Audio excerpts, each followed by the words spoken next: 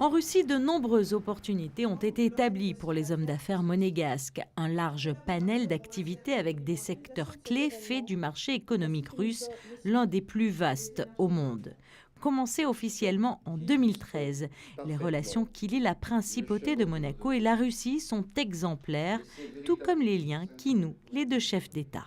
On a déjà, dans les cinquièmes années de différentes années intercroisées, Monaco à Moscou ou en Russie et les années de soi-disant années culturelles et scientifiques de la Russie à Monaco. Donc nous nous connaissons déjà très bien. Les relations intergouvernementales sont exemplaires, comme j'ai déjà dit.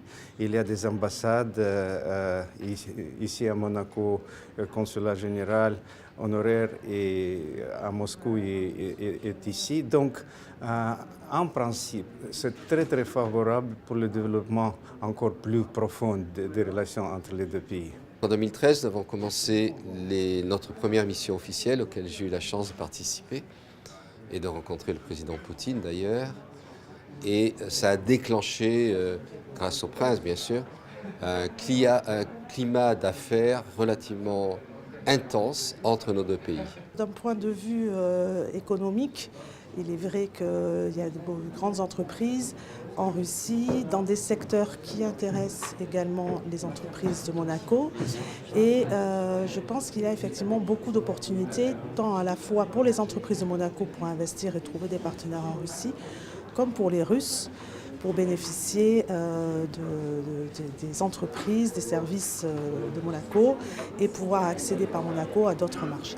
La Russie, vous pouvez trouver énormément d'avantages. Par exemple, nous avons le groupe Dietzmann, qui est peu connu à Monaco, mais qui est un des leaders mondiaux, qui a par exemple une entreprise où il y a plus de 1500 salariés. On a pu le voir avec différentes missions économiques du MEB, qu'il y a quelques secteurs qui sont très intéressants pour les entreprises de Monaco, les télécommunications, mais surtout les énergies renouvelables et l'agroalimentaire.